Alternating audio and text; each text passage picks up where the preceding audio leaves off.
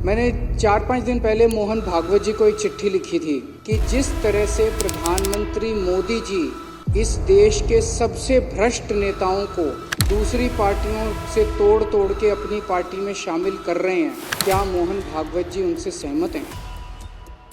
27 जून 2023 को प्रधानमंत्री जी ने कहा कि अजीत पवार पे 70,000 करोड़ रुपए के घोटाले का आरोप है, हम इनको जेल भेजेंगे।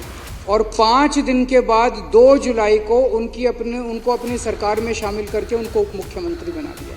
हेमंत बिश्व शर्मा बहुत बड़ा भ्रष्टाचारी है। 22 जुलाई 2015 को और 1 महीने के बाद 23 अगस्त 2015 को उसको अपनी पार्टी में शामिल कर लेते हैं। प्रफुल्ल पटेल एनसीपी के नेता थे, सीबीआई का केस था, ईडी का केस था, दोनों केस बंद करवा दिए मोदी जी ने, अपनी पार्टी में शामिल कर लिया प्रधानमंत्री जी ने। प्रताप सरनायक शिवसेना का नेता था, इस पे ईडी का केस था, ईओडब्ल्यू का केस था, दोनों केस बंद करवा दिए मोदी जी ने, बीजेपी में शामिल कर लिया। हसन मुशर्रफ एनसीपी का नेता था, ईडी का केस था, ठंडे बस्ते में डाल दिया, मोदी जी ने इसको अपनी पार्टी में शामिल कर लिया। भावना गवाली शिवसेना की नेता थी, ईडी का केस था इस पे। यामिनी और यशवंत यादव शिवसेना के नेता थे, ईडी का केस था, इनका केस ठंडे बस्ते में डाल दिया।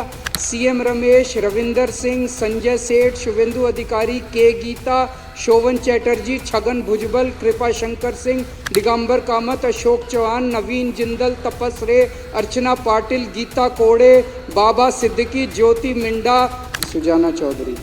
ये जीरो टॉलरेंस है। शर्म नहीं आती लाल किले के ऊपर खड़े होकर पूरे देश को बेवकूफ़ बनाते हैं, कहते हैं ईमानदार हैं, भ्रष्टाचार के खिलाफ लड़ाई लड़ रहे। ये 25 नगीने हैं, वो पहले नवरत्न होते थे अकबर के ज़माने में, अब ये 25 रत्न हैं। मैं पूछना चाहता हूँ सारे आरएसएस के कार्यकर्ताओं से, मैं पूछना चाहता हूँ सारे बीजेपी के नेताओं से कि कैसे आप लोग अपनी गली, अपने मोहल्ले के अंदर जाते हो। इसके अलावा इन्होंने कई सरकारों की चोरियां की। उत्तराखंड में मार्च 2016 में इन्होंने 9 कांग्रेस के एमएलए तोड़ के और हरीश रावत की सरकार गिराई। 2016 में अरुणाचल प्रदेश में 33 पीपीए के 43 में से 33 एमएलए तोड़ के वहां पे सरकार गिरा दी। गोवा में जुलाई 2019 में इनको बहुमत नहीं मिला मार्च 2017 के रिजल्ट्स में, नतीजन इन्होंने 12 कांग्रेस के एमएलए तोड़ के सरकार बना ली। कर्नाटक में 2019 में इनको बहुमत नहीं मिला, इन्होंने 17 कांग्रेस के और जेडीएस के एमएलए तोड़ के सरकार बना ली। मध्य प्रदेश में 2020 में इनको बहुमत नहीं मिला और इन्होंने 22 एमएलए तोड़ के, ये बहुत सारे केस हैं, 10 सरकारें तोड़ के इन्होंने सरकार बना ली। और आज इन्होंने एमसीडी के ऊपर गलत तरीके से कब्जा कर लिया, एमसीडी की चोरी कर लिया आज इन लोगों ने। कानून के अंदर दिल्ली नगर निगम के कानून में लिखा है कि जो सदन है, सदन की अध्यक्षता मेयर करेगी।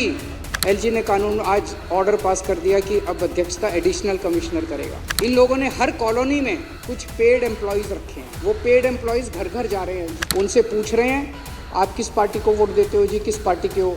अगर कोई गलती से कह दे आम आदमी पार्टी का हो तो उसका वोट कटवा देंगे। तो एक तो मैं दिल्ली की जनता को कहना चाहता हूँ कि रोज़ इलेक्शन कमीशन की वेबसाइट पे जाके अपना वोट चेक कर लेना कि वोट कटवा तो नहीं दिया किसी ने।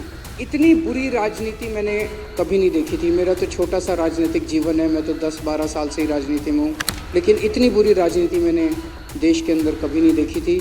यही मैंने मोहन भागवत जी से पूछा था, क्या मोदी सरकार की बेईमानियों और भ्रष्टाचार का आरएसएस समर्थन करती है? अगर नहीं करती है तो मोहन भागवत जी की जिम्मेदारी बनती है कि खुले शब्दों में, सख्त शब्दों के अंदर पूरे देश के सामने वो ये कहें कि मोदी जी जो सरकार चला रहे हैं वो सरकार बेईमान है, वो सरकार भ्रष्टाचारी है और वो इसका समर्थन नहीं करते। ये मोहन भागवत जी की जिम्मेदारी है कि पूरे देश के अंदर वो ये स्टेटमेंट दें।